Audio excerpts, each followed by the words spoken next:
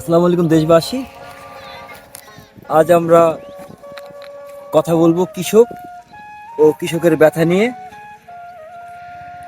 অত্যন্ত এই শীতের মৌসুমে আজকের দিনে যে আবহাওয়া, এই আবহাওয়া দেখলেই বোঝা যায় যে মানুষ কিন্তু ঘর থেকে কেউ বের হচ্ছে না। কিন্তু যারা কৃষক তারা দেখুন মাঠে এই ঠান্ডার মধ্যে অল্প কাপড়ে, শীত নিবারণ না করে তারা মাঠে ফসল ফলানোর জন্য যে শ্রম এবং চেষ্টা করে যাচ্ছেন, এই চেষ্টা এবং শ্রম সম্পূর্ণ যেই ভোগ, এই ভোগটা কিন্তু আমরা সাধারণ মানুষ করে থাকি, কিন্তু কৃষকের ন্যায্য অধিকার এখনো বুঝে পায়নি।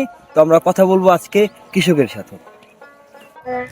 এই যে দেখতেছেন যে ক্ষেত বা মাঠ যেভাবে দেখেন, এই মাঠ পরিষ্কারের প্রাথমিক পর্যায়ে হচ্ছে মাঠে যত আগাছা হয় বা ক্ষেতে যত আগাছা হয়, এই আগাছাগুলো এক জায়গায় প্রথমে জড়ো করা হয়।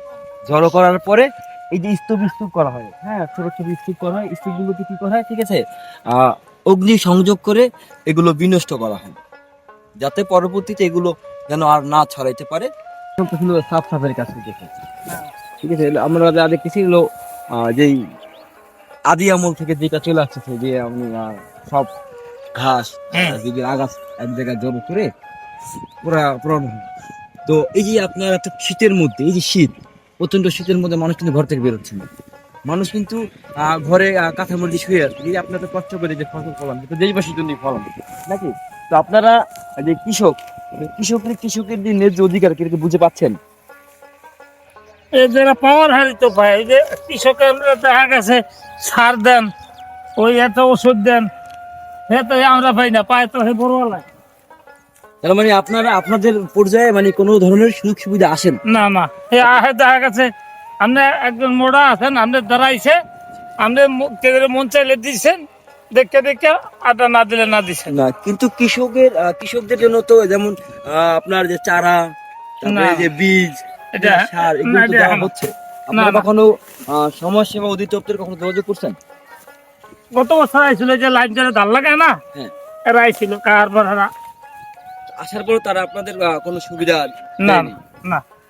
এ নিয়ে আপনারা কোথাও কোনো অভিযোগ করছেন এ পর্যন্ত? না, কোনো অভিযোগ করেননি। না। তো প্রিয় দর্শক, আমাদের এই কৃষক ভাই, তিনি এখন পর্যন্ত সরকারি খাত থেকে কোনো সুযোগ সুবিধা এখনো পায় নাই।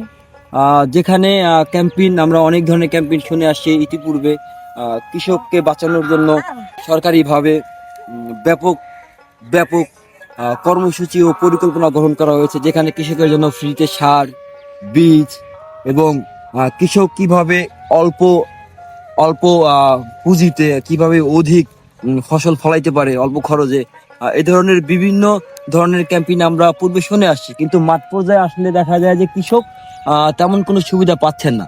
যিনি জানেন তো জানেন, যিনি জানেন না তিনি জানেন না। তো খালা, আপনার কি হয়? এই যে আমাদের খালা, ঠিক আছে, উনিও কৃষি কাজ করতেছেন।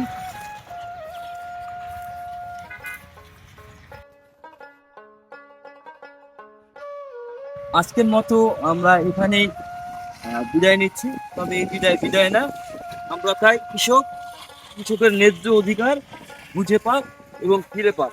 কৃষক যেন অল্প পুঁজিতে, অল্প ব্যয়ে, অল্প খরচে ফসল ফলাইতে পারে, এবং বাংলার জনগণ যেন অল্প বাজেটে তাদের পরিবারের যে শস্য সামগ্রী,